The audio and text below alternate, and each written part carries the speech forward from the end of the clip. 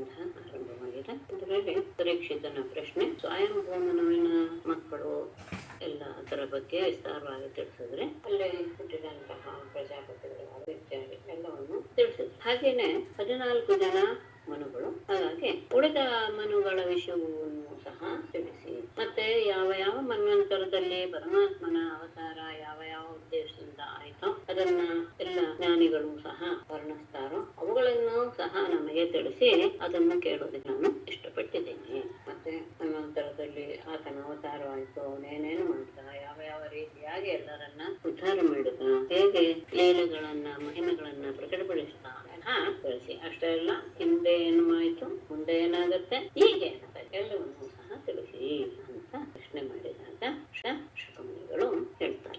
ಈ ಅಷ್ಟಮದ್ರಲ್ಲೇ ಗಜೇಂದ್ರ ಮೋಕ್ಷದ ವಿಷಯನು ಬರೋದು ಒಂದು ವಿಶೇಷ. ಆರಂಭದಲ್ಲಿ ಪ್ರತಿ ಮನ್ವಂತರದಲ್ಲಿಯೂ ಸಹ ಯಾರು ಮನು ಯಾರು, ಆಗ ಸಪ್ತರ್ಷಿಗಳು ಯಾರು, ಇಂದ್ರ ಯಾರು ಇತ್ಯಾದಿ ಎಲ್ಲ ವಿಷಯಗಳನ್ನು ಸಹ ಪ್ರತಿ ಮನ್ವಂತರದಲ್ಲೂ ಅವರೆಲ್ಲ ಬದಲಾವಣೆ ಆಗ್ತಾನೆ ಇರ್ತಾರೆ. ಅವರವರು ಯಾವ ರೀತಿಯಾಗಿ ಆಡಳಿತ ಮಾಡ್ತಾ ಇದ್ರು ಇದೆಲ್ಲವನ್ನು ಸಹ ತಿಳಿಸೋದು ವೈಶಿಷ್ಟ್ಯ. ಅದಾದ್ಮೇಲೆ ಈಗ ಸ್ವಯಂಭೂಮನ ವಿಷಯ ಆಗಿದೆ, ಅಲ್ಲೇ ಒಂದು ವಿಷಯವನ್ನು ತಗೊಂಡು ಆಮೇಲೆ ಸಾರೋಚಿಷನ ವಿಷಯಕ್ಕೆ ಎರಡನೇ ಮನು ಸಾರೋಚಿಷ, ಸ್ವಯಂ ಆದ್ಮೇಲೆ ಸಾರೋಚಿಷ ಅದನ್ನು ತಿಳಿಸ್ತಾರೆ. ಆ ಸಂದರ್ಭದಲ್ಲಿಯೇ ಯಜ್ಞ ಎನ್ನುವಂತಹ ಹುಟ್ಟಿದನಲ್ಲ, ಯಜ್ಞ ಪುರುಷ ಎನ್ನುವನು ಸಹ ಸ್ವಯಂಭೂಮನುವಿನ ಹೆಣ್ಣು ಮಕ್ಕಳು ಆಕೃತಿ ಪ್ರಸೂತಿ ದೇವಭೂತಿ ಅಂತ ನೋಡ್ತಾನೆ. ಹೆಣ್ಣು ಮಕ್ಕಳು ಅವರಲ್ಲಿ ಆಕೃತಿ ಹುಟ್ಟಿದಂತಹ ಅದನ್ನು ವಿಷಯವನ್ನು ಇರ್ತಕ್ಕಂಥ ಶ್ರೀಶುಕವಾಚ ಮನುರ್ವಸ್ವತಃ ಪುತ್ರಃ ಶ್ರಾದ್ದದೇವ ಇತಿ ಶ್ರುತಃ ಸಪ್ತಮೋ ವರ್ತಮಾನೋಯಃ ತದಾ ಪತ್ಯಾನಿ ಮೇ ಶೃಣು. ವಸ್ವತಃ ಪುತ್ರಃ ಶ್ರಾದ್ದದೇವಃ ಇತಿ ಮನುಃ ಸಪ್ತಮಃ ವರ್ತಮಾನಃ ಶ್ರುತಃ ಯಃ ವರ್ತಮಾನಃ ಸಹ ಶ್ರುತಃ ತದಾ ಪತ್ಯಾನಿ ಮೇ ಶೃಣು. ವಿವಸ್ವತಃ ಪುತ್ರಃ, ವಿವಸ್ವತ್ ಶಬ್ದ ವಿವಸ್ವಾನ್ ಅಂತ ವೃತ್ತಿಯಲ್ಲಿ ಆಗುತ್ತೆ. ಆ ವಿವಸ್ವಂತ ಅಂತ ಕನ್ನಡದಲ್ಲಿ ತಗೊಳ್ತಾರೆ. ವಿವಸ್ವಂತನ ಮಗನಾದಂತಹ ಅವನು ಶ್ರಾದ್ದದೇವ. ವಿವಸ್ವತನ ಮಗನಾದ್ದರಿಂದ ಅವನಿಗೆ ವೈವಸ್ವತ ಎನ್ನುವ ಹೆಸರು ಇದೆ. ಸಾಮಾನ್ಯವಾಗಿ ತಂದೆ ಹೆಸರಿನಿಂದಲೇ ಮಕ್ಕಳನ್ನ ಇದು ಸಂಕೇತಿಸುವುದು ಸಂಸ್ಕೃತದಲ್ಲಿ ವಿಶೇಷ. ಅವನ ಹೆಸರು ಶ್ರಾದ್ದದೇವ. ಅಂತಹವನು ಸಪ್ತಮಃ ವರ್ತಮಾನಃ ಮನು, ಈಗ ನಾವು ಇರುವಂತಹ ಶುಕರೋದೆ ಈ ಮೊನ್ನೆ ದ್ವಾಪರಯುಗದಲ್ಲಿಯೇ ಇದಕ್ಕೆ ನಡೆದಿರೋದು ಭಾಗವತದ ಹೇಳುವಂತಹ. ಹಾಗಾಗಿ ಈಗ ನಡೀತಾ ಇರುವಂತಹ 7ನೆಯ ಮನುವು ಅವನು. ತದಪತ್ಯಾನಿ ಮೇಷನು, ಆತನ ಸಂತಾನ ಯಾವ್ದ್ಯಾವ್ದು ಅನ್ನೋದನ್ನ ನನ್ನಿಂದ ನೀನು ಕೇಳು. 7ನೆಯ ಮನು ವೈವಸ್ವತ ಮನು, ಆತನ ಆಳ್ವಿಕೆಯಲ್ಲಿ ಆತನ ಹೆಸರು ಮೊದಲನೇ ಹೆಸರು ಶ್ರಾದ್ದದೇವ ಅಂತ, ತಂದೆಯ ಹೆಸರು ವಿವಸ್ವಾನ. ಅವನ ಮಕ್ಕಳ ವಿಷಯವನ್ನೇ, ಮಕ್ಕಳು ಯಾರ್ಯಾರು ಅನ್ನೋದನ್ನ ಹೇಳ್ತಾನೆ. ಕೃಷ್ಣರ್ಯಾತಿರೇವಚ ನರಿಷ್ಯಂತೋಥ ನಾಭಾಗಃ ಸಪ್ತಮೋದಿಷ್ಟ ಉಚ್ಯತೆ. ಇಕ್ಷ್ವಾಕು ನಭಗಃ ಚ ಏವ ಅಂತ ಅವರು ಅಂತ ತಿಳಿಸ್ಕೊಳ್ಳೋದು. ಮತ್ತೆ ಶ್ಲೋಕದಲ್ಲಿ 8 ಅಕ್ಷರ ಬರಬೇಕಾದದ್ರಿಂದ ಅದಕ್ಕೆ ಈ ಚ ಮತ್ತು ಏವ ಅನ್ನೋದು ಎಲ್ಲ ಕಡೆ ಅರ್ಥವನ್ನು ತಗೊಳ್ಳಲ್ಲ ಅನ್ನೋದು ಇಟ್ಕೊಳ್ಳಿ. ಇಕ್ಷ್ವಾಕು ನಭಗಃ ಧೃಷ್ಟಃ ಶರ್ಯಾತಿಃ ನರಿಷ್ಯಂತಃ ನಾಭಾಗಃ ದಿಷ್ಟಃ ಸಪ್ತಮಃ ದಿಷ್ಟಃ, 7ನೇವನು ದಿಷ್ಟ ಅಂತ ಅರ್ಥ. ಆಮೇಲೆ ಷಷ್ಠಕ್ಷದ್ರಶ್ಚ ದಶಮವಸುಮಾನ್ ಸ್ಮೃತಃ ಮನೋರ್ವೈವಸ್ವತಸ್ಯೈತೆ ದಶಪುತ್ರ ಪರಂತಃ. 2 ತಗೊಳ್ಳಿ ಒಟ್ಟಿಗೆ. ಒಟ್ಟು 10 ಜನ ಮಕ್ಕಳು ಅವನಿಗೆ, ವೈವಸ್ವತ ಮನುವಿಗೆ. ವೈವಸ್ವತಸ್ಯ ಏತೆ ದಶಪುತ್ರಾಃ, ವೈವಸ್ವತಸ್ಯ ಮನೋಃ ಏತೆ ದಶಪುತ್ರಾಃ ಪರಂತಪ ಅನ್ನೋದು ಪರೀಕ್ಷಿತ ರಾಜನಿಗೆ ಸಂಬೋಧನೆ. ಉಳಿದೆಲ್ಲೂ ಅದೇ ಕ್ರಮದಲ್ಲಿದೆ. ಈ 10 ಜನ ವೈವಸ್ವತ ಮನುವಿನ ಮಕ್ಕಳು ಯಾರ್ಯಾರು ಅಂದ್ರೆ ಇಕ್ಷ್ವಾಕು, ನಭಗ, ಧೃಷ್ಟ, ಶರ್ಯಾತಿ, ನರಿಷ್ಯಂತ, ನಾಭಾಗ. ಸಪ್ತಮಃ ಎನ್ನುವುದು ಹೆಸರಲ್ಲ, 7ನೇಯವನು ದಿಷ್ಟಃ ಇತಿ ಉಚ್ಯತೆ, ಹೀಗೆ ಅಂತ ಹೇಳ್ತಾರೆ ಅಂತ ಅರ್ಥ. ಕರುಷಃ ವೃಷಧ್ರಃ ವಸುಮಾನ್, ದಶಮಃ ವಸುಮಾನ್, 10ನೇವನು ವಸುಮಾನ್ ಅಂತ ಹೇಳಲ್ಪಟ್ಟಿದ್ದಾರೆ, ಪ್ರಸಿದ್ಧರಾಗಿದ್ದಾರೆ. ಸ್ಮೃತಃ ಅಂದ್ರೆ ಪ್ರಸಿದ್ಧರಾಗಿದ್ದಾರೆ. ಅವರೆಲ್ಲರೂ ಸಹ ವೈವಸ್ವತಸ್ಯ ಮನೋಃ ಏತೆ ದಶಪುತ್ರಃ, ವೈವಸ್ವತ ಮನುವಿನ 10 ಜನ ಮಕ್ಕಳು ಇವರು. ಆ ಸಂದರ್ಭದಲ್ಲಿ ದೇವತೆಗಳು ಯಾರಾಗಿದ್ರು ಅಂದ್ರೆ ಆದಿತ್ಯಾಸೋ ರುದ್ರಾಃ ವಿಶ್ವೇ ದೇವ ಅಮೃತಗಣಾಃ ಅಶ್ವಿನೋ ಋತವೋ ರಾಜನ್ ಇಂದ್ರಸ್ತೇಷಾಂ ಪುರಂದರಃ. ಆಗ ಇದ್ದಂತಹ ದೇವತೆಗಳು ಯಾರ್ಯಾರು, ಈಗ ಆಗ ಅಲ್ಲ ಈಗಲೇ ಮನ್ವಂತರದಲ್ಲಿರುವಂತಹ ದೇವತೆಗಳು ಯಾರ್ಯಾರು ಅಂದ್ರೆ ಆದಿತ್ಯ ಅಂದ್ರೆ ಇವರು 12 ಜನ ಆದಿತ್ಯರು, ವಸುವಾಹ ಅಂದ್ರೆ 8 ಜನ ವಸುಗಳು, ರುದ್ರಾಹ ಅಂದ್ರೆ 11 ಜನ ಅಸುರರು, ಹಾಗೆ ವಿಶ್ವೇ ದೇವಾಹ ಮರುದ್ಗಣಾಹ ಮರುತ್ತುಗಳು 49 ಜನ. ಆಮೇಲೆ ಅಶ್ವಿನೌ ಋಭವ ಅಶ್ವಿನಿ ಕುಮಾರರು ಮತ್ತು ಋಘು ಇವರೆಲ್ಲರೂ ಸಹ ದೇವತೆಗಳು. ತೇಷಾಂ ಇಂದ್ರ ಪುರಂದರ, ರಾಜನ್ ಸಂಬೋಧನೆ ತೇಷಾಂ ಇಂದ್ರ ಪುರಂದರ, ಇವರೆಲ್ಲರಿಗೂ ಸಹ ಇಂದ್ರ ಯಾರಾಗಿದ್ದ ಅಂದ್ರೆ ಪುರಂದರ. ಅಂದ್ರೆ ಈಗಿರುವಂತಹ ಇಂದ್ರನ ಹೆಸರು ಪುರಂದರ ಅಂತ ಹೆಸರು. ಆಮೇಲೆ ಇವರು ಯಾರು ಸಪ್ತರ್ಷಿಗಳು ಯಾರ್ಯಾರು ಈಗ ಅಂದ್ರೆ ಕಶ್ಯಪೋತ್ರಿ ವಶಿಷ್ಠಶ್ಚ ವಿಶ್ವಾಮಿತ್ರೋ ಸರ್ವೋತ್ತಮಃ ಜಮದಗ್ನಿ ಭರದ್ವಾಜ ಇದು ಸಪ್ತರ್ಷಯ ಸ್ಮೃತಾಃ. ಕಶ್ಯಪಃ ಅತ್ರಿ ವಶಿಷ್ಠಃ ಚ ವಿಶ್ವಾಮಿತ್ರಃ ಅಥ ಗೌತಮಃ ಜಮದಗ್ನಿ ಭರದ್ವಾಜ ಇತಿ ಸಪ್ತರ್ಷಯಃ ಸ್ಮೃತಾಃ. ಮತ್ತು ಅರ್ಥ ತಿಳಿದ್ಬಿಡಿ. ಕಶ್ಯಪಃ ಅತ್ರಿ ವಶಿಷ್ಠಃ ವಿಶ್ವಾಮಿತ್ರಃ ಗೌತಮಃ ಜಮದಗ್ನಿ ಭರದ್ವಾಜ ಎನ್ನುವರು ಈಗ ಇರುವಂತಹ ಸಪ್ತರ್ಷಿಗಳು. ಇದರಲ್ಲಿ ಪರಮಾತ್ಮ ಹೇಗೆ ಯಾವ ಅವತಾರದಿಂದ ಹುಟ್ಟಿದ ಅಂದ್ರೆ ಅತ್ರಾಧಿರ್ಭವಜ್ಜನ್ಮ ಕಶ್ಯಪ ಆದಿತ್ಯ ಇರಬಹುದು, ಆದಿತ್ಯಾನ ಅವರಜಃ ವಿಷ್ಣುರ್ವಾಮನ ರೂಪಧೃಕ್. ಅತ್ರಾಪಿ ಭಗವಜ್ಜನ್ಮ ಕಶ್ಯಪಾತ್ ಅದಿತೇಃ ಅಭೂತ್ ವಿಷ್ಣು ವಾಮನ ರೂಪಧೃಕ್ ಆದಿತ್ಯಾನ ಅವರಜಃ. ಅತ್ರಾಪಿ ಈ ಮನ್ವಂತರದಲ್ಲೂ ಸಹ ಭಗವಜ್ಜನ್ಮ ಭಗವಂತನ ಜನ್ಮವು ಕಶ್ಯಪಾತ್ ಅದಿತೇಃ ಅಭೂತ್, ಕಶ್ಯಪ ಋಷಿಯಿಂದ ಅದಿತಿಯಲ್ಲಿ ಉಂಟು. ಹೇಗೆ ಯಾರು ವಿಷ್ಣು, ಆ ವಿಷ್ಣು ವಾಮನ ರೂಪದಲ್ಲಿ ಆದಿತ್ಯಾನಾಂ ಅವರಜಃ, ಆದಿತ್ಯಾನಾಂ ಅಂದ್ರೆ ಅದಿತಿಯ ಮಕ್ಕಳಲ್ಲಿ ಕೊನೆಯವನಾಗಿ ಹುಟ್ಟಿದ. ಕಶ್ಯಪನಿಂದ ಅದಿತಿಯಲ್ಲಿ ಹುಟ್ಟಿದಂತಹವನು ಈ ಜನ್ಮದಲ್ಲಿ ಭಗವಂತನ ಜನ್ಮ ವಾಮನ ರೂಪದಲ್ಲಿ ಆಯ್ತು, ಅವನೇ ಕೊನೆಯವನು. ಆದಿತ್ಯರಲ್ಲಿ ಅಂದ್ರೆ ಅದಿತಿಯಲ್ಲಿ ಕೊನೆಯವನಾಗಿ ಹುಟ್ಟಿದವನು ವಾಮನ. ಸಂಕ್ಷೇಪತಃ ಮಯೋಕ್ತಾನಿ ಸಪ್ತಮನ್ವಂತರಾಣಿ ತೇ ಭವಿಷ್ಯಾಣ್ಯಥ ವಕ್ಷ್ಯಾಮಿ ವಿಷ್ಣು ಶಕ್ತ್ಯಾನ್ವಿತಾನಿ ಚ. ಮಯಾ ತೇ ಸಂಕ್ಷೇಪತಃ ಸಪ್ತಮನ್ವಂತರಾಣಿ ಉಕ್ತಾನಿ ಅಥ ವಿಷ್ಣೋಃ ಶಕ್ತ್ಯಾ ಅನ್ವಿತಾನಿ ಭವಿಷ್ಯಾಣಿ ಚ ವಕ್ಷ್ಯಾಮಿ. ಮಯಾ ನನ್ನಿಂದ ಸಪ್ತೇ ನಿನಗೆ ಸಪ್ತಮನ್ವಂತರಾಣಿ 7 ಮನ್ವಂತರಗಳನ್ನ ನನ್ನಿಂದ ಮನ್ವಂತರಗಳು ಸಂಕ್ಷೇಪತಃ ಉಕ್ತಾನಿ, ಸಂಕ್ಷೇಪವಾಗಿ ನಾನು 7 ಮನ್ವಂತರಗಳ ವಿಷಯವನ್ನು ಹೇಳಿದ್ದೇನೆ. ಅಥ ಇದಾದ ಮೇಲೆ ವಿಷ್ಣೋ ಶಕ್ತಿಯ ಅನ್ವಿತಾನೆ ಪರಮಾತ್ಮನ ಶಕ್ತಿಯಿಂದ ಕೂಡಿರುವಂತಹ ಭವಿಷ್ಯಾಣಿ ಮುಂದೆ ಆಗುವಂತಹ 7 ಮನ್ವಂತರಗಳನ್ನು ವಕ್ಷ್ಯಾಮಿ ಹೇಳ್ತೇನೆ. ಈಗ ನಡೀತಾ ಇರೋದ್ರ ಬಗ್ಗೆ ಹೇಳಿ ಆಯ್ತು. ಮನ್ವಂತರದಲ್ಲಿ ಯಾರ್ಯಾರು ದೇವತೆಗಳು ಯಾರು, ಪರಮಾತ್ಮನ ಅವತಾರ ಯಾವ ರೀತಿ ಯಾವುದು ಅಂತ ಗೊತ್ತಾಯ್ತು. ಮುಂದೆ 7 ಮನ್ವಂತರಗಳು ಆಗತ್ವೆ. ಭವಿಷ್ಯಾಣಿ ಮುಂದೆ ಆಗುವಂತಹ 7 ಮನ್ವಂತರಗಳು ಯಾವ್ದು ಅಂತ ಹೇಳ್ತಾರೆ. ಮುಂದೆ ಹೇಳೋದಲ್ಲೂ ಸಹ ಮುಂದೆ ಹೀಗೆ ಆಗತ್ತೆ ಅಂತ ಇಟ್ಕೊಳ್ಬೇಕೆ ಹೊರತು ಈಗ ಆಗಿರೋದು ಭೂತ ಅಲ್ಲ, ವರ್ತಮಾನವೂ ಅಲ್ಲ, ಇದೆಲ್ಲ ಮುಂದೆ ಭವಿಷ್ಯ. ಸ್ವತಶ್ಚ ತೇಜಾಯೇ ವಿಶ್ವಕರ್ಮ ಸುತೆ ವೃಥೆ ಸಂಜ್ಞಾ ಛಾಯಾ ಚ ರಾಜೇಂದ್ರ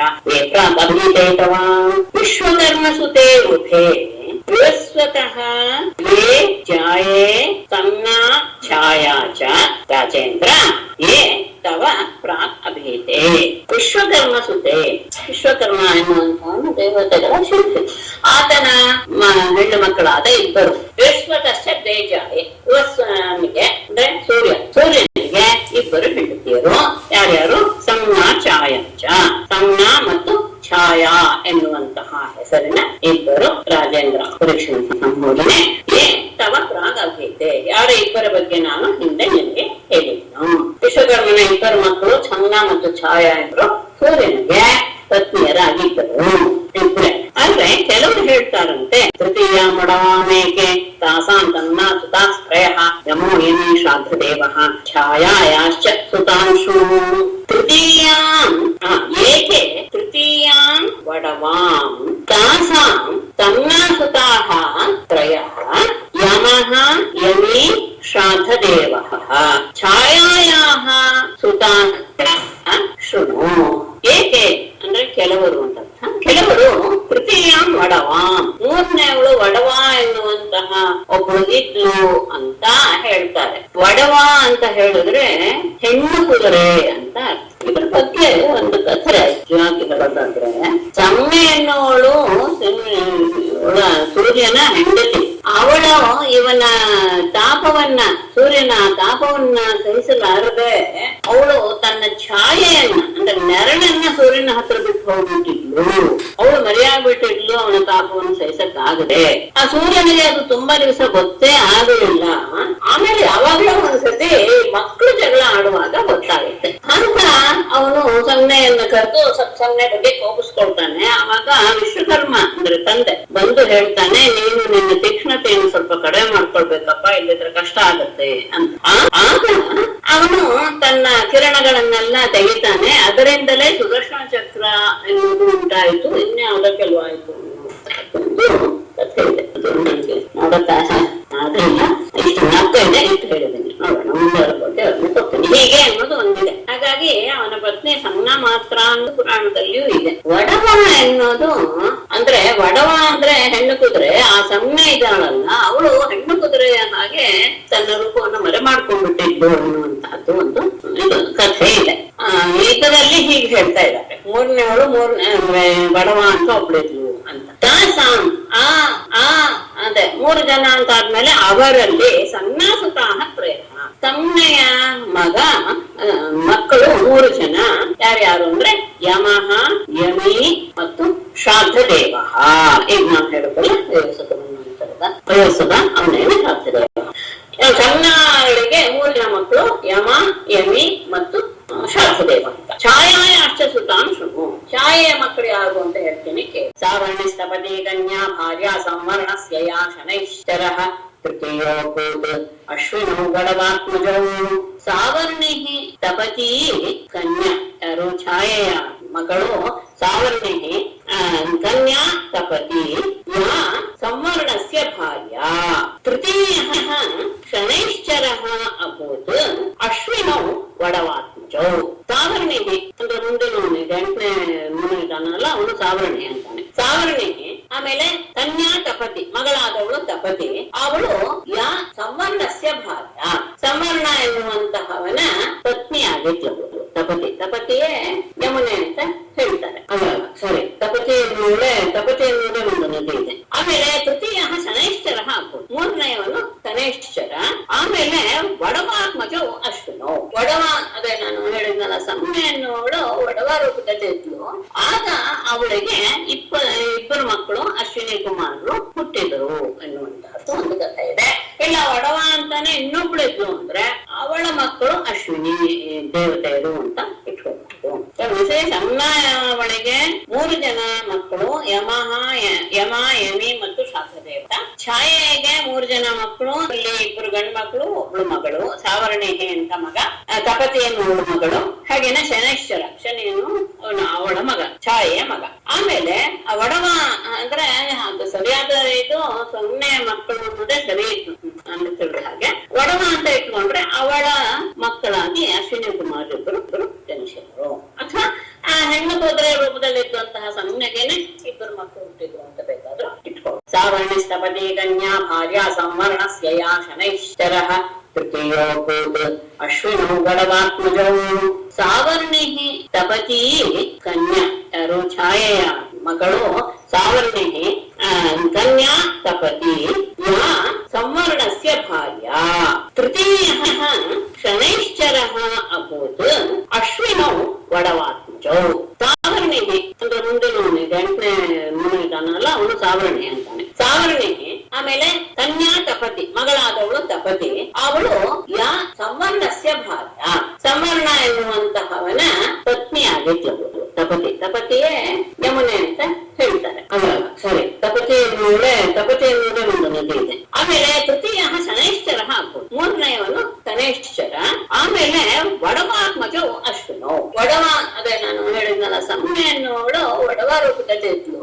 ಆಗ ಅವಳಿಗೆ ಇಬ್ಬರು ಮಕ್ಕಳು ಅಶ್ವಿನಿ ಕುಮಾರರು ಹುಟ್ಟಿದರು ಎನ್ನುವಂತಹದ್ದು ಒಂದು ಕಥೆ ಇದೆ. ಇಲ್ಲ ವಡವ ಅಂತಾನೆ ಇನ್ನೊಬ್ಳು ಇದ್ಲು ಅಂದ್ರೆ ಅವಳ ಮಕ್ಕಳು ಅಶ್ವಿನಿ ದೇವತೆಯರು ಅಂತ ಇಟ್ಕೊಳ್ಬಹುದು. ವಿಶೇಷ ಅವಳಿಗೆ 3 ಜನ ಮಕ್ಕಳು, ಯಮ, ಯಮಿ ಮತ್ತು ಶಾಖದೇವತ. ಛಾಯೆಗೆ 3 ಜನ ಮಕ್ಕಳು, ಅಲ್ಲಿ 2 ಗಂಡು ಮಕ್ಕಳು, 1 ಮಗಳು, ಸಾವರ್ಣಿಹೆ ಅಂತ ಮಗ, ತಪತಿಯನ್ನು 1 ಮಗಳು, ಹಾಗೇನೆ ಶನೈಶ್ಚರ, ಶನಿಯನ್ನು ಅವಳ ಮಗ, ಛಾಯೆಯ ಮಗ. ಆಮೇಲೆ ಒಡವ ಅಂದ್ರೆ ಸರಿಯಾದ ಇದು ಸೊನ್ನೆಯ ಮಕ್ಕಳು ಅನ್ನೋದೇ ಸರಿ ಇತ್ತು ಅಂತ ತಿಳಿದ ಹಾಗೆ, ಒಡವ ಅಂತ ಇಟ್ಕೊಂಡ್ರೆ ಅವಳ ಮಕ್ಕಳಾಗಿ ಅಶ್ವಿನಿ ಕುಮಾರ್ ಇಬ್ಬರು ಜನಿಸಿದರು. ಅಥವಾ ಹೆಣ್ಣು ಹೋದ್ರೆ ರೂಪದಲ್ಲಿ ಇದ್ದಂತಹ ಸೌಮ್ಯಗೇನೆ 2 ಮಕ್ಕಳು ಹುಟ್ಟಿದ್ರು ಅಂತ ಬೇಕಾದ್ರೂ ಇಟ್ಕೊಳ್ಳು. ಅಷ್ಟಮಿ ಅಂತಾರೆ ಆಯಾತೆ ಸಾವರ್ಣಿರ್ಭವಿತಾ ಮನೋಹೋ ನಿರ್ಮೋಕ ವಿರಜಾಸ್ಕಾದ್ಯಾಹ ಸಾವರ್ಣಿತನಯ ನೃಪ. ಅಷ್ಟಮೇ ಅಂತರೆ ಆಯಾತೆ ತಾವರ್ಣಿ ಮನುಃ ಭವಿತಾ ತಾವರ್ಣಿತನಯ ನಿರ್ಮೋಕ ವಿರಜಸ್ಕಾದ್ಯಾಹ. ಕೃಪಾರಾಜನೆ ಅಷ್ಟಮೇ ಅಂತರೆ ಆಯಾತೆ 8ನೆಯ ಮನ್ವಂತರ ಬಂದಾಗ ಸಾವರ್ಣಿಹೆ ಅಂದ್ರೆ ಸೊನ್ನೆಯ ಮಗ, ಸೂರ್ಯನ ಮಗನಾದಂತಹ ಸಾವರ್ಣಿಯನ್ನು, ಸೂರ್ಯನಿಗೆ 2 ಮಕ್ಕಳು ಸಹ ಮನುಗಳಾದ್ರು ಅನ್ನೋದು ವಿಶೇಷ. ಮನುಃ ಭವಿತಾ ದುಪ್ಲಕಾರ ನಪ್ಪೆಯಲ್ಲಿ ಭವಿಷ್ಯತ್ ಕಾಲದ ಲಕಾರ ಮನು ಆಗ್ತಾನೆ. ಸಾವರ್ಣಿತನಯ ಅವನ ಮಕ್ಕಳು ನಿರ್ಮೋಕ ವಿರಜಸ್ಕಾದ್ಯಾಹ, ನಿರ್ಮೋಕ ವಿರಜಸ್ಕ ಮೊದಲಾದವರು ಅವನಿಗೆ ಮಕ್ಕಳಾಗಿ ಹುಟ್ಟುತ್ತಾರೆ. ಯಾಕಂದ್ರೆ ನಂತರದಲ್ಲಿ ಸಾವರ್ಣೆಯನ್ನು ಸೂರ್ಯನ ಮಗನಾದಂತಹ ಸಾವರ್ಣೆ ಸೊನ್ನೆಯ ಮಗ ಅಲ್ಲ, ಕ್ಷಮಿಸಿ, ಛಾಯೆಯ ಮಗ, ಅವನು ಮನ್ವಂತರದ ಅಧಿಪತಿ ಆಗ್ತಾನೆ. ಅವನ ಮಕ್ಕಳು ನಿರ್ಮೋಕ ವಿರಜಸ್ಕ ಮೊದಲ. ದೇವತೆಗಳು ಯಾರ್ಯಾರಿದ್ರು? ತತ್ರ ದೇವಾಸು ತಪಸಃ ವಿರಜಾ ಅಮೃತ ಪ್ರಭಾಃ ತೇಷಾಂ ವಿರೋಚನ ಸುತಃ ಬಲಿಃ ಇಂದ್ರೋ ಭವಿಷ್ಯತಿ. ತತ್ರ ಸುತಪಸಃ ವಿರಜಾಃ ಅಮೃತ ಪ್ರಭಾಃ ದೇವಾಃ ತೇಷಾಂ ವಿರೋಚನ ಸುತಃ ಬಲಿಃ ಇಂದ್ರಃ ಭವಿಷ್ಯತಿ. 8ನೇ ಮನ್ವಂತರದಲ್ಲಿ ಬಲಿಯೇ ಇಂದ್ರನಾಗ್ತಾನೆ ಅನ್ನೋದು ವಿಶೇಷ. ತತ್ರ ಆ 8ನೇ ಮನ್ವಂತರದಲ್ಲಿ, ಸಾವರ್ಣ ಮನ್ವಂತರದಲ್ಲಿ ಸುತಪಸಃ ವಿರಜಾಃ ಅಮೃತ ಪ್ರವಾಹ ಎನ್ನುವಂತಹ ದೇವತೆಗಳ ಸಮೂಹ ಇರುತ್ತೆ. ಆ ದೇವತೆಗಳಿಗೆಲ್ಲ ಯಾರು ಇಂದ್ರ ಅಂದ್ರೆ ತೇಷಾಂ ವಿರೋಚನ ಸುತಃ, ಪ್ರಹ್ಲಾದನ ಮಗ ವಿರೋಚನ ಮಗನಾದಂತಹ ಬಲಿಹಿ ಇಂದ್ರ ಭವಿಷ್ಯತಿ, ಅವನೇ ಇಂದ್ರನಾಗ್ತಾನೆ. ಸಾವರ್ಣ ಮನ್ವಂತರದಲ್ಲಿ 8ನೇ ಮನ್ವಂತರ, ಅದರಲ್ಲಿ ದೇವತೆಗಳೆಲ್ಲ ಯಾರ್ಯಾರು ಅಂದ್ರೆ ಸುತಪಾಹ ವಿರಜಾಹ ಅಮೃತ ಪ್ರವಾಹ, ಇವರೆಲ್ಲರೂ ಒಂದೊಂದು ಸಮೂಹ. ಹಿಂದೆ ಹೇಗೆ ಅಷ್ಟವಸುಗಳು ಇತ್ಯಾದಿ ಎಲ್ಲ ಬಂತು ಹಾಗೆ ಅವರಿಗೆಲ್ಲ ರಾಜನಾಗಿ ಇಂದ್ರನಾಗಿ ಬಲಿ ಆಗ್ತಾನೆ. ಆ ಬಲಿಯ ವಿಷಯ ಏನು? ದತ್ವೇ ಮಾಮ್ಯಾಚಮಾನಾಯ ವಿಷ್ಣವೇಯ ಪದತ್ರಯಂ ರಾಧಂ ಇಂದ್ರ ಪದಂ ಹಿತ್ವಾ ತಪಸ್ಸಿದ್ಧಿಮಾಪ್ಸ್ಯತಿ. ಯಃ ಪದತ್ರಯಂ ಯಾಜಮಾನಾಯ ವಿಷ್ಣವೇ ಇಮಾಂ ದತ್ವಾ ರಾಧಂ ಇಂದ್ರ ಪದಂ ಹಿತ್ವಾ ತತಃ ಸಿದ್ಧಿಂ ಅವಾಪ್ಸ್ಯತಿ ಅಂತ ಮೊದಲನೇ. ಆಮೇಲೆ ಮತ್ತೆರಡನೇ ವಿಷಯ ಇದೆ, ಅದು ಅನ್ವಯ ಮಾಡಬಹುದು, ಹಾಗಾಗಿ ನಂತರ ಬಲಿಯಾಗಿ ಯಾವ ಬಲಿಯು ಪದತ್ರಯಂ ಯಾಚಮಾನಾಯ 3 ಹೆಜ್ಜೆಗಳನ್ನ ಬೇಡಿದಂತಹ ವಿಷ್ಣುವಿಗೆ ಇಮಾಂ ಈ ಭೂಮಿಯನ್ನು ದತ್ವ ಕೊಟ್ಟ. ಆಮೇಲೆ ಅವನು ಮುಂದೆ ಹಾಕ್ತಾನೆ, ಅದು ಬಂಧನಕ್ಕೆ ಒಳಗಾಗ್ತಾನೆ ಅನ್ನೋ ವಿಷಯ ಇದೆ. ಮುಂದೆ ಆಮೇಲೆ ಅಂದ್ರೆ ಬಂಧನಕ್ಕೆ ಒಳಗಾದ್ಮೇಲೆ ಅನ್ಕೊಳ್ಳಿ, ರಾಧಂ ಪಡೆದಂತಹ ಇಂದ್ರ ಪದಂ ಇಂದ್ರನ ಸ್ಥಾನವನ್ನು ಹಿತ್ವಾ ಬಿಟ್ಟು ತತಃ ಸಿದ್ಧಿ ಆಪ್ಸ್ಯತಿ, ಆಮೇಲೆ ಅವನು ಪರಮ ಸಿದ್ಧಿಯನ್ನ ಪಡೆದು ಬಿಡುತ್ತಾನೆ. ಇವನಿಗೆ 3 ಹೆಜ್ಜೆಯನ್ನ ಪರಮಾತ್ಮನಿಗೆ ಕೊಡ್ತಾನೆ. ಆವಾಗ ಅವನ ಮಾತು ಸ್ವಲ್ಪ ತಪ್ಪುದ ಅನ್ನುವ ದೃಷ್ಟಿಯಿಂದ ಅವನು ಬಂಧನಕ್ಕೆ ಒಳಗಾಗ್ತದೆ. ಆಮೇಲೆ ಸುತ್ತಲದಲ್ಲಿ ಅವನ ವಾಸ ಆಗುತ್ತೆ, ಮುಂದಿನ ಶ್ಲೋಕದಲ್ಲಿ ಹೇಳ್ತಾರೆ. ಅದಾದ ಮೇಲೆ ಅವನು ಮುಂದಿನ ಮನ್ವಂತರದಲ್ಲಿ ನೀನೇ ಇಂದ್ರನಾಗ್ತೀಯ ಅಂತ ಪರಮಾತ್ಮ ವರವನ್ನು ಕೊಡ್ತಾನೆ. ಆ ಇಂದ್ರ ಪದವಿಯನ್ನು ಅವನು ಹೊಂದಿದ ಮೇಲೆ ಆ ಇಂದ್ರ ಪದವಿಯನ್ನು ಬಿಟ್ಟು ಅವನು ಮೋಕ್ಷವನ್ನು ಹೊಂದುತ್ತಾನೆ. ಪ್ರೀತೇನ ಸುತಲೇ ಪುನಃ ನಿವೇಶಿತೋಧಿಕೆ ಸ್ವರ್ಗಾತ್ ಅಧುನಾಸ್ತೆ ಸ್ವರಾಣಿವ. ಈಗ ಅವನು ಹೇಗಿದ್ದಾನೆ, ಮುಂದೆ ಅವನು ಆಗ್ತಾನೆ ಏನೋ ಇಂದ್ರ ಪದವನ್ನು, ಈಗ ಇಂದ್ರ ಪದವನ್ನು ತಗೊಂಡಿಲ್ಲ ಅವನು, ಮತ್ತಿರ್ಲಿ ಭವಿಷ್ಯತ್ ಕಾಲ, ಮತ್ತೆ ಹೇಳ್ತೀನಿ ಮರಿಬೇಡಿ. ಮುಂದೆ ಅವನು ಇಂದ್ರ ಪದವನ್ನು ಹೊಂದುತ್ತಾನೆ, ಎಲ್ಲ ಇಂದ್ರ ಪದವನ್ನು ಸಹ ಬಿಟ್ಟು ಸಿದ್ಧಿಯನ್ನು ಪಡ್ಕೊಂಡ್ಬಿಡ್ತಾನೆ. ಈಗ ಏನಾಗಿದ್ದಾನೆ, ಈಗ ಏನಾಗುತ್ತೆ ಅಂದ್ರೆ ಯಹ ಅಸೌ ಪ್ರೀತೇನ ಭಗವತಾ ಬದ್ಧಃ ಪುನಃ ಸ್ವರ್ಗಾತ್ ಅಧಿಕೆ ಸುತಲೇ ನಿವೇಶಿತಃ ಅಧುನಾ ಸ್ವರಾಡಿವ ಆಸ್ತೆ. ಯಹ ಅಸೌ ಯಾವ ಈ ಬಲಿಯು ಪ್ರೀತೇನ ಭಗವತ ಅವನ 3 ಹೆಜ್ಜೆಯನ್ನ ಕೊಟ್ಟಿದ್ದನ್ನ ನೋಡಿ ಅವನಿಗೆ ಬಹಳ ಸಂತೋಷವಾಗಿಬಿಡುತ್ತೆ ಬಲಿಯಲ್ಲಿ. ಹಾಗೆ ಸಂತೋಷಗೊಂಡ ಭಗವಂತನಿಂದ ಬದ್ಧ ಕಟ್ಟಲ್ಪಟ್ಟ, ಅದು ಮುಂದೆ ಕತೆ ಗೊತ್ತಾಗ್ತೇನೆ. ಮತ್ತೆ ಪುನಃ ಅವನನ್ನ ಅದನ್ನ ಅಂದ್ರೆ ತಲ್ಬಿಟ್ಟು ಪ್ರಹ್ಲಾದ ಎಲ್ಲ ಬರ್ತಾನೆ, ಅದು ವಿಷಯ ಗೊತ್ತಾಗುತ್ತೆ ಮುಂದೆ. ಪುನಃ ಸ್ವರ್ಗಾತ್ ಅಧಿಕೆ ಸುತಲೆ, ಸ್ವರ್ಗಕ್ಕಿಂತ ಅತ್ಯಂತ ಉತ್ತಮವಾದ ಲೋಕವಾದಂತಹ ಸುತಲದಲ್ಲಿ ಅವನನ್ನು ನಿವೇಶಿತ ಇಟ್ಟ, ಅಂದ್ರೆ ಅವನನ್ನ ರಾಜನನ್ನಾಗಿ ಮಾಡಿದ ಎಲ್ಲಿ ಸುತಲದಲ್ಲಿ. ಅದನ್ನ ಈಗ ಸ್ವರಾಡಿವ ಆನೆ, ಈಗ ಅವನು ಅಲ್ಲೇ ಚಕ್ರವರ್ತಿಯ ಹಾಗೆ ಅವನು ರಾಜ್ಯಭಾರ ಮಾಡ್ತಾ ಇದ್ದಾನೆ. ಎಲ್ಲಿ ಸುತಲದಲ್ಲಿ ಈಗ ಅವನು ರಾಜ್ಯಭಾರ ಮಾಡ್ತಾ ಇದ್ದಾನೆ. ಪರಮಾತ್ಮ ಅವನಿಂದ ಮೂರು ಹೆಜ್ಜೆಯನ್ನು ಕೇಳಿದಾಗ ಅವನ ಆ ಗುಣಕ್ಕೆ ಮೆಚ್ಚಿ ಅವನನ್ನ ಒಂದು ಸತಿ ಕಟ್ಟಿ ಬಂಧನ ಮಾಡಿ ಮತ್ತೆ ಅವನನ್ನ ಸುತಲಕ್ಕೆ ಅಧಿಪತಿಯನ್ನಾಗಿ ಮಾಡಿದ. ಈಗಲೂ ಸಹ ಅವನು ಸುತಲದಲ್ಲೇ ಚಕ್ರವರ್ತಿಯ ಹಾಗೆ ಎಲ್ಲ ಸ್ವರ್ಗಕ್ಕಿಂತ ಅತ್ಯಂತ ಉತ್ತಮವಾದಂತಹ ಲೋಕ, ಅಲ್ಲಿ ಅವನು ರಾಜ್ಯಭಾರ ಮಾಡ್ತಾ ಇದ್ದಾನೆ. ಆಮೇಲೆ ಅವನು ಇಂದ್ರಪದವನ್ನು ಪಡಿತಾನೆ. ಆಮೇಲೆ ಅದನ್ನು ಸಹ ಬಿಟ್ಟು ಸಿದ್ಧಿಯನ್ನ ಪಡ್ಕೊಂಡು ಬಿಡ್ತಾನೆ ಅನ್ನೋದು ವಿಷಯ. ಆಗ 8ನೇ ಮನ್ವಂತರದಲ್ಲಿ ಯಾರ್ಯಾರ ಸಪ್ತರ್ಷಿಗಳು ಅಂದ್ರೆ ಗಾಲವೋ ದೀಪ್ತಿಮಾನ್ ರಾಮಃ ದ್ರೋಣಪುತ್ರ ಕೃಪಸ್ತಥಾ ಋಷ್ಯಶೃಂಗ ಪಿತಾಸ್ಮಾಕಂ ಭಗವಾನ್ ಬಾದರಾಯಣಃ. ಗಾಲವಃ ದೀಪ್ತಿಮಾನ್ ರಾಮಃ ದ್ರೋಣಪುತ್ರಃ ತಥಾ ಕೃಪಃ ಋಷ್ಯಶೃಂಗಃ ಅಸ್ಮಾಕಂ ಪಿತಾ ಭಗವಾನ್ ಬಾದರಾಯಣಃ. ಬರೀ ಹೆಸರಿದೆ, ಮುಂದೆ ಹೇಳ್ತೇನೆ. ಇವರಿಷ್ಟು ಜನ ಗಾಲವ, ದೀಪ್ತಿಮಾನ್, ರಾಮ ಅಂದ್ರೆ ಇಲ್ಲಿ ಪರಶುರಾಮ ಅಂತ ತಗೊಳ್ಬೇಕು, ದ್ರೋಣಪುತ್ರ ಅಂದ್ರೆ ಅಶ್ವತ್ಥಾಮ, ಹಾಗೇನೆ ಕೃಪಃ ಅಂದ್ರೆ ಕೃಪಾಚಾರ್ಯರು, ಅಂದ್ರೆ ದ್ರೋಣರ ಇಲ್ಲ ಗೌತಮನ ಕೃಪಾಚಾರ್ಯರು, ತಂಗಿ ಗಂಡ ಅಶ್ವತ್ಥ. ಆಮೇಲೆ ಋಷ್ಯಶೃಂಗ, ಆಮೇಲೆ ಅಸ್ಮಾಕಂ ಪಿತಾ ಭಗವಾನ್ ಬಾದರಾಯಣ, ನಮ್ಮ ತಂದೆಯಾದಂತಹ ಪೂಜ್ಯರಾದಂತಹ ವೇದವ್ಯಾಸರು. ಇಮೇ ಸಪ್ತರ್ಷಯಸ್ತತ್ರ ಭವಿಷ್ಯಂತಿ ಸ್ವಯೋಗತಃ ಇದಾನೇಮಾಸತೆ ರಾಜನ್ ಸ್ವೇ ಆಶ್ರಮ ಮಂಡಲೆ. ತತ್ರ ಇಮೇ ಸಪ್ತರ್ಷಯಃ ಭವಿಷ್ಯಂತಿ ರಾಜನ್ ಇದಾನಿಂ ಸ್ವಯೋಗತಃ ಸ್ವೇ ಸ್ವೇ ಆಶ್ರಮ ಮಂಡಲೆ ಆಸೆ. ತತ್ರ 8ನೇ ಮನ್ವಂತರದಲ್ಲಿ ಇಮೇ ಸಪ್ತರ್ಷಯಃ ಭವಿಷ್ಯಂತೆ, ಇವರೆಲ್ಲರೂ ಸಹ ಮೇಲೆ ಹೇಳಿದಂತಹ 7 ಜನರು ಸಹ ಸಪ್ತರ್ಷಿಗಳಾಗ್ತಾರೆ. ರಾಜನ್ ಪರೀಕ್ಷಿತನೇ ಈಗ ಹೇಳಿದ್ದಾರೆ. ಇದಾನಿಂ ಈಗ ಸ್ವಯೋಗತಃ ತಮ್ಮ ಯೋಗ ಬಲದಿಂದ ಸ್ವೇ ಸ್ವೇ ಆಶ್ರಮ ಮಂಡಲೆ ತಮ್ಮ ತಮ್ಮ ಆಶ್ರಮದ ಸ್ಥಳದಲ್ಲಿ ಆಶ್ರಮಗಳಲ್ಲಿ ಆಸತೆ ವಾಸವಾಗಿದ್ದಾರೆ. ಇವರೆಲ್ಲರೂ ಸಹ ಈ ಆಶ್ರಮದಲ್ಲಿ ಇದ್ದಾರೆ. ಅವರೆಲ್ಲರೂ ಸಹ 8ನೆಯ ಮನ್ವಂತರದಲ್ಲಿ ಇವರೆಲ್ಲರೂ ಸಪ್ತರ್ಷಿಗಳಾಗ್ತಾರೆ. ದೇವಗುಹ್ಯಾತ್ ಸರಸ್ವತ್ಯಾಂ ಸಾರ್ವಭೌಮ ಇತಿ ಪ್ರಭು ಸ್ಥಾನಂ ಪುರಂದರಾಧೃತ್ವ ಬಲ ಏದಾಸ್ಯದೀಶ್ವರಃ. ದೇವಗುಹ್ಯಾತ್ ಸರಸ್ವತ್ಯಾ ಸಾರ್ವಭೌಮಃ ಇತಿ ಪ್ರಭುಃ ಈಶ್ವರಃ ಪುರಂದರಾತ್ ಸ್ಥಾನಂ ಹೃತ್ವಾ ಬಲಯೇ ದಾಸ್ಯತಿ. ಈಗ ಪುರಂದರ ಎನ್ನುವ ಇಂದ್ರ, ಆ ಇಂದ್ರನ ಸ್ಥಾನವನ್ನ ಅವನಿಂದ ಕಿತ್ತುಕೊಂಡು ಬಲಿಗೆ ಕೊಡ್ತಾನೆ. ಯಾರು? ಪರಮಾತ್ಮ. ಯಾವ ಹೆಸರಿನಿಂದ? ದೇವಗುಹ್ಯಾತ್. ದೇವಗುಹ್ಯ ಎನ್ನುವಂತಹ ಮಹರ್ಷಿಯಿಂದ ಸರಸ್ವತ್ಯಾಂ, ಸರಸ್ವತಿ ಎನ್ನುವವಳ ಗರ್ಭದಲ್ಲಿ ಸಾರ್ವಭೌಮ ಇತಿ, ಸಾರ್ವಭೌಮ ಎನ್ನುವ ಹೆಸರಿನಿಂದ ಪ್ರಭು ಈಶ್ವರ ಪರಮಾತ್ಮ ಪುರಂದರಾತ್, ಈಗಿರುವಂತಹ ಇಂದ್ರನಾದ ಪುರಂದರನಿಂದ ಸ್ಥಾನಂ ಹೃತ್ವ, ಆ ಇಂದ್ರನ ಸ್ಥಾನವನ್ನ ಇಟ್ಟುಕೊಂಡು ಬಲಿಗೆ ದಾಸ್ಯತೆ ಕೊಡ್ತಾನೆ. ಅವನನ್ನ ಆ ಇಂದ್ರನ ಸ್ಥಾನದಿಂದ ಇಳಿಸಿ ಬಲಿಗೆ ಸ್ಥಾನವನ್ನು ಕೊಡ್ತಾನೆ. ಆಗ ಪರಮಾತ್ಮನ ಅವತಾರ ಸಾರ್ವಭೌಮ ಹೆಸರಿನಿಂದ ಆಗತ್ತೆ.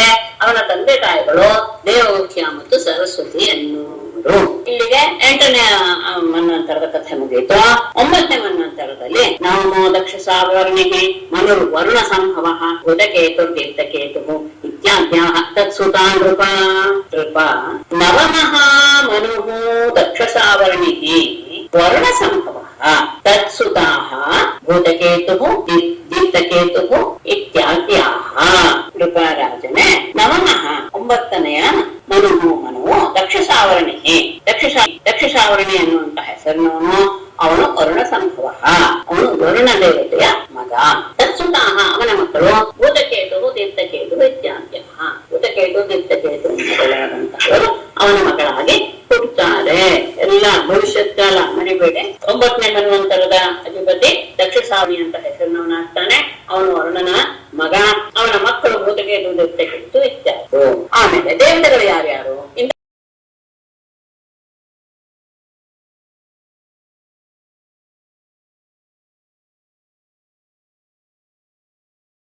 ಪಾರಾಮನೀಷಿಗರ್ಭಾದ್ಯಾಃ ದೇವಾ ಇಂದ್ರೋದ್ಭುತಸ್ಮೃತಃ ಯತಿಮತ್ಪ್ರಮುಖಾಸ್ತತ್ರ ಭವಿಷ್ಯಂತಿ ಋಷಯಸ್ತತಃ. ಮರೀಚಿಗರ್ಭಾದ್ಯಾಃ ದೇವಾಃ ಮರೀಚಿಗರ್ಭಾದ್ಯಾಃ ದೇವಾಃ ಅದ್ಭುತಃ ಇಂದ್ರಃ ಸ್ಮೃತಃ. ಅದ್ಭುತ ಅನ್ನೋ ಹೆಸರು. ತತ್ರ ದ್ಯುತಿಮತ್ಪ್ರಮುಖಾಃ ಋಷಯಃ ಭವಿಷ್ಯಂತಿ. ಆದ್ಮೇಲೆ ತತಃ ಅಂದು ಮುಂದೆಂತ ಕನ್ನಡ. ಪಾರಾಹ ಮರೀಚಿಗರ್ಭಾದ್ಯಾಃ. ಪಾರಾ ಅಂದ್ರೆ ಅದೆಲ್ಲ ಸಮೂಹ, ದೇವತೆಗಳ ಸಮೂಹ. ಮರೀಚಿಗರ್ಭ ಮೊದಲಾದವರು ದೇವಾಹ ದೇವತೆಗಳಾಗಿರುತ್ತಾರೆ. ಅದ್ಭುತ ಇಂದ್ರ ಸ್ಮೃತಃ. ಆಗ ಇಂದ್ರನ ಹೆಸರು ಅದ್ಭುತ ಅಂತ ಆಗಿರುತ್ತೆ. ತತ್ರ ಆ ಮತ್ತನೇ ಮನ್ವಂತರದಲ್ಲಿ ದ್ಯುತಿಮತ್ ಪ್ರಮುಖ ದ್ಯುತಿಮಾನ್ ಮೊದಲಾದಂತಹ ಅವರು ಮೊದಲನೇ ಋಷಿಗಳ ಹೆಸರು ಋಷಯ ಭವಿಷ್ಯಂತಿ. ಋಷಿಗಳು ಅದೇ ಪಾರಾಹ ಮರೀಚಿಗರ್ಭಾಹ ಮೊದಲಾದಂತಹ ದೇವತೆಗಳ ಸಮೂಹ ಆಗಿರ್ತಾರೆ. ಅದ್ಭುತ ಇಂದ್ರನಾಗ್ತಾನೆ. ಆ ಮನ್ವಂತರದಲ್ಲಿ ದ್ಯುತಿಮಾನ್ ಮೊದಲಾದವರು ಸಪ್ತರ್ಷಿಗಳಾದೆ. ಆಗ ಪರಮಾತ್ಮನ ರೂಪ ಹೇಗೆ ಇರುತ್ತೆ ಅಂದ್ರೆ, ಪರಮಾತ್ಮ ಯಾವ ಹೆಸರಿಂದ ಹೋಗ್ತಾನೆ ಅಂದ್ರೆ ಆಯುಷ್ಮತ್ ತತಃ ಅಂತ ಬಳಿತ ಅಂತ ಇಲ್ಲಿ ಗಣ್ಯ ಮಾಡ್ಕೋಬೇಕು. ಆಯುಷ್ಮತೋ ನಾರಾಯಣ ವೃಷಭೋ ಭಗವತ್ಕಲಾಯ ಪದ್ಧವಿತಾಯೇನ ಸಂಭ್ರಾತಾಂ ತ್ರಿಲೋಕೀ ಮೋಕ್ಷತೆ ಅದ್ಭುತಃ. ಆಯುಷ್ಮತಃ ಅಂಬುದಾರಾಯ ವೃಷಭಃ ಭಗವತ್ಕಲಾ ಭವತ್ಕಲಾ ಭವಿತಾ ಯೇನ ಸಂರಾಧಾಂ ತ್ರಿಲೋಕೀಂ ಅದ್ಭುತಃ ಮೋಕ್ಷ್ಯತೆ. ಆಯುಷ್ಮತಃ ಆಯುಷ್ಮಾನ್ ಎನ್ನುವಂತಹವನ ಪತ್ನಿಯಾದ ಅಂಬುಧಾರ ಎನ್ನುವಳಲ್ಲಿ ಋಷಭ ಎನ್ನುವ ಹೆಸರಿನಿಂದ ಭಗವತ್ಕಲಾ ಭವಿತ ಭಗವಂತನ ಅಂಶದ ಅವತಾರವು ಆದೆ. ಭವಿತ ಭವಿಷ್ಯತ್ಕಾಲ ರೂಪಕಾರ ಏನ ಯಾವ ಆ ಪರಮಾತ್ಮನಿಂದ ಅಂದ್ರೆ ಋಷಭ ರೂಪಾಯಾದಂತಹ ಪತ್ನಿಯಿಂದ ಸಂರಾಧಾಂ ಪಡೆಯಲ್ಪಟ್ಟಂತಹ ತ್ರಿಲೋಕಿ ಮೂರು ಲೋಕವನ್ನು ಅದ್ಭುತ ಮೋಕ್ಷತೆ ಅದ್ಭುತ ಎನ್ನುವಂತಹ ಇಂದ್ರ ಅನುಭವಿಸ್ತಾನೆ. ಅಂದ್ರೆ ಇವನೇ ಋಷಭ ರೂಪದಲ್ಲಿರುವಂತಹ ಪರಮಾತ್ಮನೇ ಅವನಿಗೆ ಈ ಮೂರು ಲೋಕದ ಸಾಮ್ರಾಜ್ಯವನ್ನು ಕೊಡ್ತಾನೆ. ಆ ಸಾಮ್ರಾಜ್ಯವನ್ನ ಅದ್ಭುತನೆನ್ನುವಂತಹ ಇಂದ್ರ ಅನುಭವಿಸ್ತಾನೆ. ಆಮೇಲೆ 10ನೇ ದಶಮೋ ಬ್ರಹ್ಮ ಸಾವರ್ಣಿ ಉಪಶ್ಲೋಕ ಸುತೋ ಮಹಾನ್ ತತ್ಸುತಾ ಭೂರಿಷೇಣಾದ್ಯಾಃ ಭವಿಷ್ಯತ್ ಪ್ರಮುಖಾಭಿಜಾಃ. ಉಪಶ್ಲೋಕ ಸುತಃ ಮಹಾನ್ ಬ್ರಹ್ಮ ಸಾವರ್ಣಿನೇ ದಶಮಃ ತತ್ಸುತಾಃ ಭೂರಿಷೇಣಾದ್ಯಾಃ ದ್ವಿಜಾಃ ಭವಿಷ್ಮತ್ ಪ್ರಮುಖಾಃ. ಉಪಶ್ಲೋಕ ಸುತಃ ಉಪಶ್ಲೋಕ ಎನ್ನುವಂತಹವರ ಪರಮ ಮಗನಾಗಿ ಮಹಾನ್ ಪರಮ ಪೂಜ್ಯನಾದಂತಹ ಬ್ರಹ್ಮ ಸಾವರ್ಣಿ ಎನ್ನುವನ್ನು ದಶಮಃ 10ನೇ ಆಜ್ಞೆ ಅತ್ಯಂತ ಉತ್ತಮವಾದಂತಹ ಗುಣವನ್ನು ತತ್ಸುತಾಹ ಅವನ ಮಕ್ಕಳಾದವರು ಭೂರಿಷೇಣಾದ್ಯಾಹ ಭೂರಿಷೇಣರೇ ಮೊದಲಾದವರು ಅವನ ಮಕ್ಕಳಾಗ್ತಾರೆ. ದ್ವಿಜಾಹ ಸಪ್ತರ್ಷಿಗಳು ಯಾರಾಗ್ತಾರೆ ಅಂದ್ರೆ ಹವಿಷ್ಮಾನ್ ಮೊದಲಾದವರು. ಯಾರ್ಯಾರು ಅಂತ ಮುಂದೆ ಹೆಸರನ್ನು ಕೊಡ್ತಾರೆ. ಹವಿಷ್ಮಾನ್ ಸುಖವೇ ಸತ್ಯೋ ಜಯೋ ಮೂರ್ತಿಸ್ತದಾ ದ್ವಿಜಾಹ ಸುವಾಸನ ವಿರುದ್ಧಾದ್ಯಾಹ ದೇವಾಹ ಶಂಭು ಸುರೇಶ್ವರಃ. ಹವಿಷ್ಮತ್ ಪ್ರಮುಖಾಃ ದ್ವಿಜಾಹ ಅಂತ ತಗೊಂಡ್ಬಿಟ್ರು. ಆಮೇಲೆ ಹವಿಷ್ಮಾನ್ ಕೃತಿ ಸತ್ಯ ಜಯ ಮೂರ್ತಿ ತದಾ ದ್ವಿಜಾಹ ಸುವಾಸನ ವಿರುದ್ಧಾದ್ಯಾಹ ದೇವಾಹ ಸುರೇಶ್ವರ ಶಂಭು. ಹವಿಷ್ಮಾನ್ ಪ್ರಮುಖ ಇರ್ತಾರಲ್ಲ, ಹವಿಷ್ಮಾನ್ ಸುಕೃತಿ ಸತ್ಯ ಜಯ ಮೂರ್ತಿ 5 ಜನ ಕೊಟ್ಟಿದ್ದಾರೆ. ಈ ಮೊದಲಾದವರು ಆಗ ಸಪ್ತರ್ಷಿಗಳಾಗಿರ್ತಾರೆ. ದೇವತೆಗಳು ಯಾರ್ಯಾರು ಅಂತ ಹೇಳಿದ್ರೆ ಸುವಾಸನ ವಿರುದ್ಧ ಮೊದಲಾದವರು ದೇವತೆಗಳು. ಹಾಗೆ ಸುರೇಶ್ವರ ಅಂದ್ರೆ ಇಂದ್ರನು ಯಾರಾಗಿರ್ತಾನೆ ಅಂದ್ರೆ ಶಂಭು ಎನ್ನುವುದು ಇಂದ್ರನು. 10ನೇ ಬ್ರಹ್ಮಸಾವರ್ಣಿ ಎನ್ನುವುದು 10ನೇ ಮನ್ವಂತರ. ಅವರಲ್ಲಿ ಅತ್ಯಂತ ಸದ್ಗುಣಿಯಾದಂತಹ ಅವನ ಮಕ್ಕಳು ಭೂರಿಷೇಣವಲ್ಲಾದವರು. ಹವಿಷ್ಮಾನ್ ಸುಕೃತಿ ಸತ್ಯ ಜಯ ಮೂರ್ತಿ ಎನ್ನುವಂತಹ ಅವರು ಮೊದಲಾದವರು ಆಗ ಸಪ್ತರ್ಷಿಗಳಾಗಿರ್ತಾರೆ. ಸುವಾಸನ ವಿರುದ್ಧವಲ್ಲಾದವರು ದೇವತಾ ಸಮೂಹಗಳಾಗಿರ್ತಾರೆ. ಇಂದ್ರನ ಹೆಸರು ಶಂಭು ಅಂತ. ಆ ಸಂದರ್ಭದಲ್ಲಿ ಪರಮಾತ್ಮ ಯಾವ ರೂಪದಲ್ಲಿ ಅವತರಿಸ್ತಾನೆ ಅಂದ್ರೆ ವಿಶ್ವಕ್ಸೇನಾಂಶೋಚ್ಯಾಂತೋ ಶಂಭೋ ಸಖ್ಯಂ ಕರಿಷ್ಯತಿ ಜಾತ ಸ್ವಾಂಸೇನ ಭಗವಾನ್ ಗೃಹೇ ವಿಶ್ವಸುಜೋ ವಿಭುಃ. ವಿಶ್ವಸುಜಃ ವಿಶುಚ್ಯಾಂತು ವಿಶ್ವಕ್ಸೇನಃ ವಿಶ್ವಸುಜಃ ವಿಶುಚ್ಯಾಂತು ಭಗವಾನ್ ವಿಭುಃ ಅಂತ ಹೊಡಿತ. ಭಗವಾನ್ ವಿಭುಃ ವಿಶ್ವಸುಜಃ ಗೃಹೇ ತಪ್ಪಾಯ್ತು, ಮತ್ತೆ ಹೇಳ್ತೇನೆ ಗಮನಿಸಿ. ವಿಶ್ವಸುಜಃ ಗೃಹೇ ವಿಶುಚ್ಯಾಂತು ಭಗವಾನ್ ವಿಭುಃ ವಿಶ್ವಕ್ಸೇನಃ ಸ್ವಾಂಸೇನ ಜಾತ ಶಂಭೋಃ ಸಖ್ಯಂ ಕರಿಷ್ಯತೆ.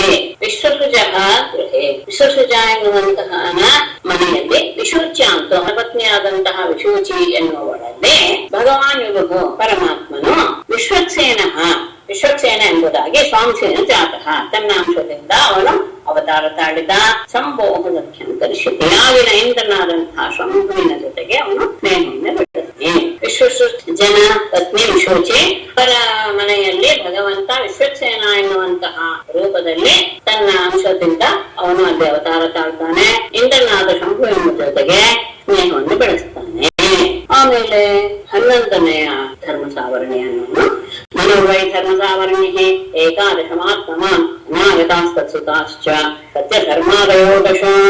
ಆತ್ಮವಾನ್ ಧರ್ಮ ಸಾವರ್ಣಿ ಏಕಾದಶಮಃ ಅಂತ ಪ್ರಯೋಗ ಆಗ್ಬಿಟ್ಟಿದೆ. ಏಕಾದಶ ಆಗ್ಬೇಕು ಅಷ್ಟೇ, ದಶಮಃ ಆಗಲ್ಲ. ಅದು ಆಶ್ರತ ಸಾಸು ಇಟ್ಕೊಳ್ಬೇಕು. ಮನುಃ ವೈ ಅನಾಗತಃ ಸತ್ಯಧರ್ಮಾದಯ ದಶ ತತ್ಸುತಾಃ ಚ. ಆತ್ಮವಾನ್ ಅಂದ್ರೆ ಅತ್ಯಂತ ಜಿತೇಂದ್ರಿಯನಾದಂತಹ ಧರ್ಮಸಾವರ್ಣಿ ಎನ್ನುವವನು ಏಕಾದಶ ಮನು ವೈ 11ನೆಯ ಮನು ಆಗುವವನಷ್ಟೇ.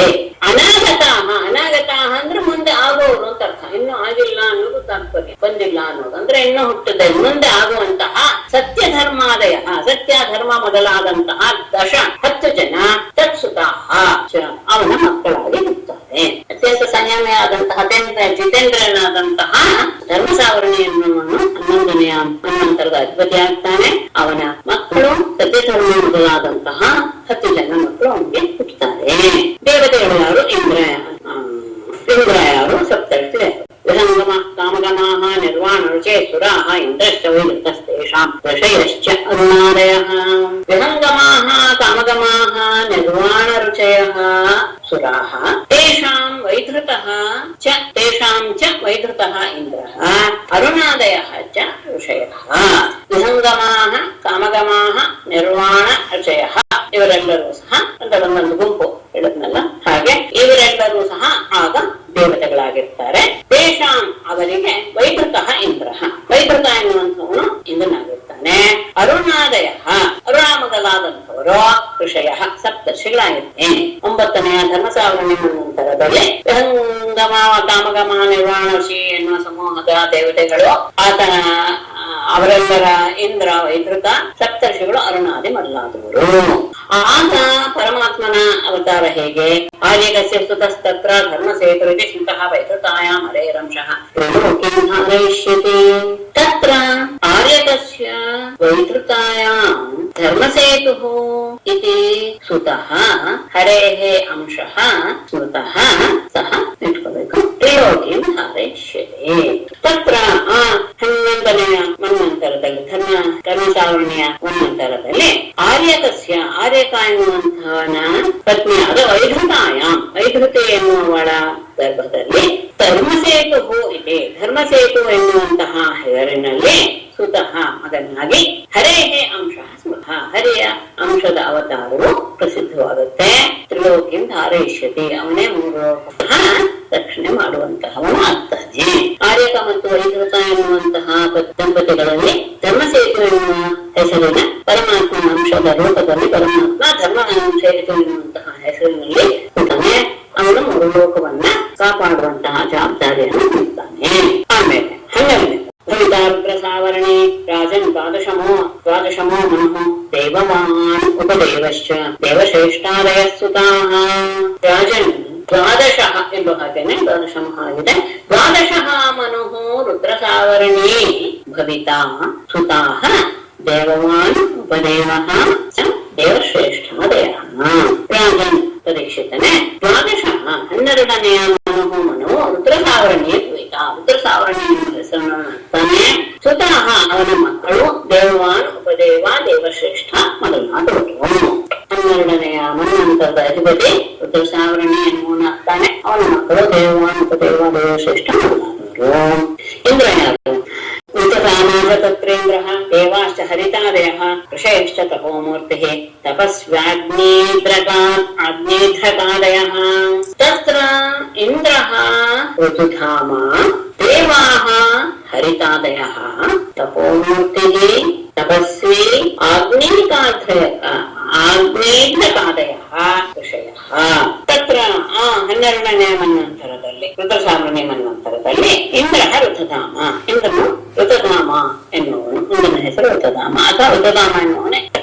ದೇವಾಹ ದೇವತೆಗಳೆಲ್ಲ ಯಾರು? ಹರಿತಾದಯ, ಹರಿತ ಮೊದಲಾದಂತವರು ದೇವತೆಗಳಾಗ್ತಾರೆ. ತಪೋಮೂರ್ತಿ, ತಪಸ್ವಿ ಮತ್ತು ಆಗ್ನೇಧ್ರಕ ಈ ಮೊದಲಾದವರು ಋಷಯ ಸಪ್ತರ್ಷಿಗಳಾಗ್ತಾರೆ. 12ನೇ ಋತಸಾವರ್ಣಿ ಮನ್ವಂತರದಲ್ಲಿ ಋತಧಾಮ ಎನ್ನುವನು ಇಂದ್ರ, ಹರಿತ ಮೊದಲಾದವರು ದೇವತೆಗಳು, ತಪೋಮೂರ್ತಿ, ತಪಸ್ವಿ, ಅಗ್ನೇತ್ರಕ ಮೊದಲಾದವರು ಸಪ್ತರ್ಷಿಗಳಾಗ್ತಾರೆ. ಪರಮಾತ್ಮನ ಅವತಾರ ಹೇಗೆ? ಸ್ವಧಾಮಾಖ್ಯೋ ಹರೇರಂಶಃ ಸಾಧಯಿಷ್ಯತಿ ತನ್ಮನೋಃ ಅಂತರಂ ಸತ್ಯ ಸಹಸಃ ಸೋಮೃತಾಯಾಃ ಸುತೋ ವಿಭುಃ ಸತ್ಯ ಸಹಸಃ ಸೋಮೃತಾಯಾಃ ಸ್ವಧಾಮಾಖ್ಯಃ ಹರೇಃ ಅಂಶಃ ತನ್ಮನೋಃ ಅಂತರಂ ಸಾಧಯಿಷ್ಯತಿ.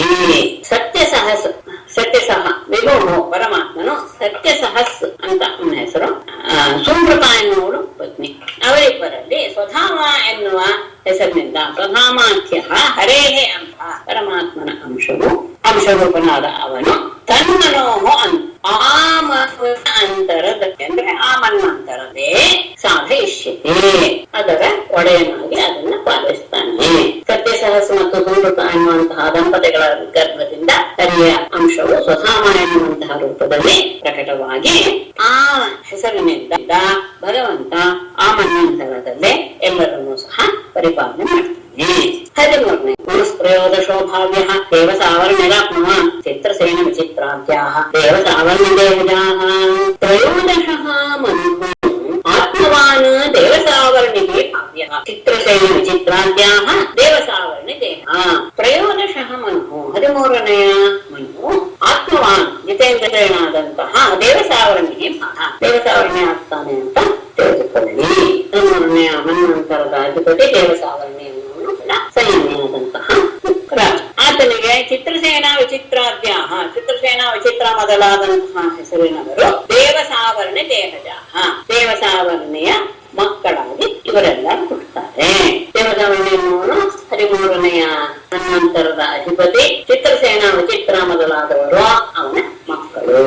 ಇಂದ್ರ ಯಾರು? ಸಪ್ತರ್ಷಿಗಳು ಯಾರು? ದೇವತೆಗಳು. ದೇವಾಸು ಧರ್ಮಸೂತ್ರಾಮ ಸಂಜ್ಞಾ ಇಂದ್ರೋ ಬೃಹಸ್ಪತಿ ನಿರ್ಮೋಹದರ್ಶಾದ್ಯಾಃ ಭವಿಷ್ಯಂತ್ಯ ಋಷಯಸ್ತದಾ.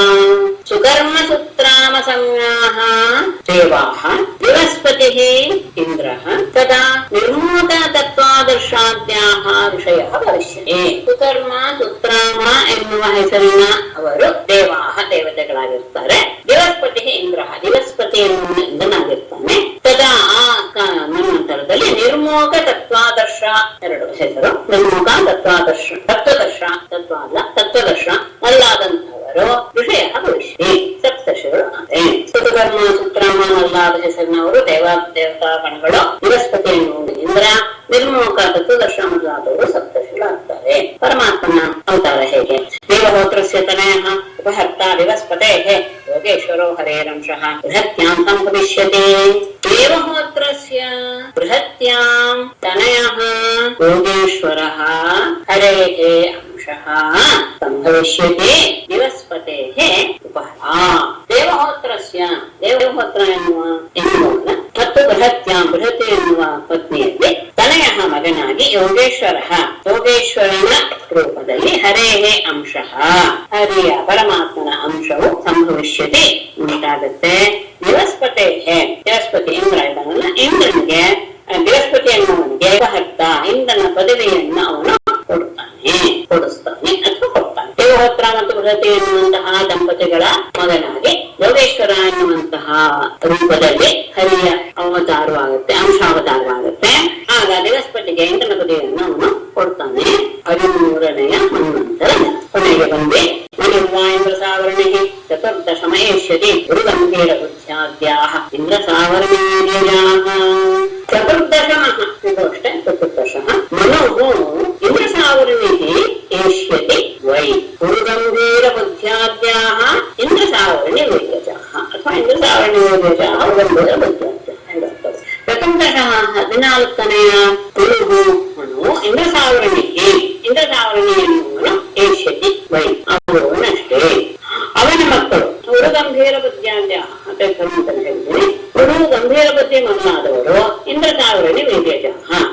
ಇಂದ್ರಸಾವರ್ಣನೆ ಮಕ್ಕಳಾಗಿ ಜನಿಸ್ತಾರೆ. 14ನೇ ಮನುವಿನ ಹೆಸರು ಇಂದ್ರಸಾವರ್ಣೆ. ಅವನಿಗೆ ಗುರು ಗಂಭೀರ ಬುದ್ಧಿಮಲ್ಲಾದಂತಹ ಮಕ್ಕಳು ಹುಟ್ಟುತ್ತಾರೆ. ದೇವತೆಗಳು ಯಾರು? ಇಂದ್ರ ಯಾರು? ಪವಿತ್ರಾಶ್ಚಾಕ್ಷುಷಾ ದೇವಾಃ ಶುಚಿರಿಂದ್ರೋ ಭವಿಷ್ಯತಿ ಅಗ್ನಿರ್ಬಾಹುಃ ಶುಚಿಶುದ್ಧಃ ನಾರದಾದ್ಯಾಃ ತಪಸ್ವಿನಃ. ಪವಿತ್ರಾಃ ಚಕ್ಷುಷಾಃ ದೇವಾಃ ಇಂದ್ರಃ ಶುಚಿಃ ಅಥವಾ ಶುಚಿಃ ಇಂದ್ರಃ ಭವಿಷ್ಯತಿ.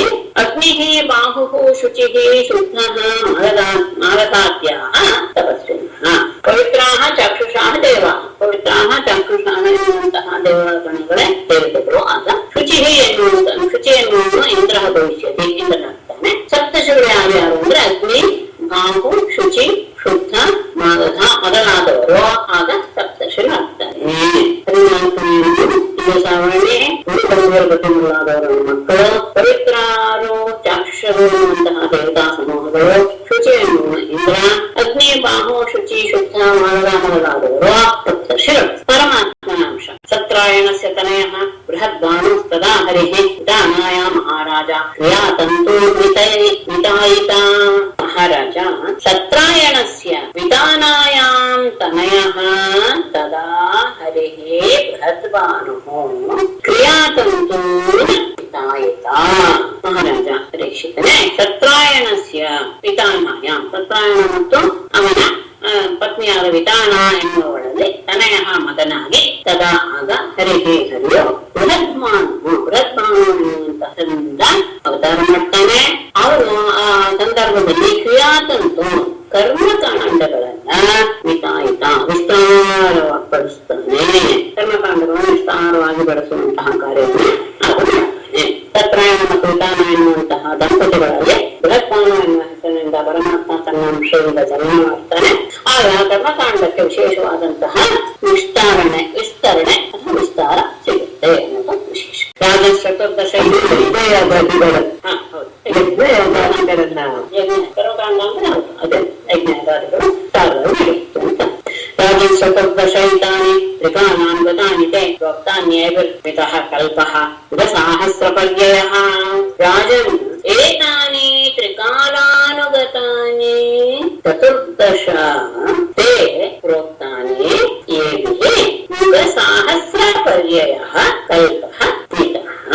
ರಾಜನೇ ಏತಾನಿ ಈಗ ಹೇಳಿದ ಇವುಗಳು ತ್ರಿಕಾಲಾನುಗತಾನಿ ಮೂರೂ ಕಾಲಗಳಲ್ಲಿ ಭವಿಷ್ಯತ್ತು, ಭೂತ, ಭವಿಷ್ಯತ್ತು, ವರ್ತಮಾನ ಕಾಲಗಳಲ್ಲಿ ನಡೀತಾ ಇರುವಂತಹ ಚತುರ್ದಶ 14 ತೇ ಪ್ರೋಕ್ತಾನಿ ಇವುಗಳನ್ನ ನಾನು ನಿಮಗೆ ಹೇಳಿದ್ದೇನೆ.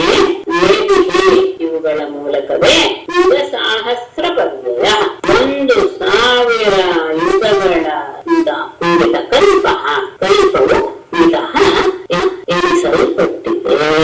ಈ ರೀತಿಯಾಗಿ 1000 ಚತುರ್ಯುಗಗಳುಳ್ಳದ್ದು ಒಂದು ಕಲ್ಪ ಎನ್ನುವಂತಹದನ್ನ ಲೆಕ್ಕ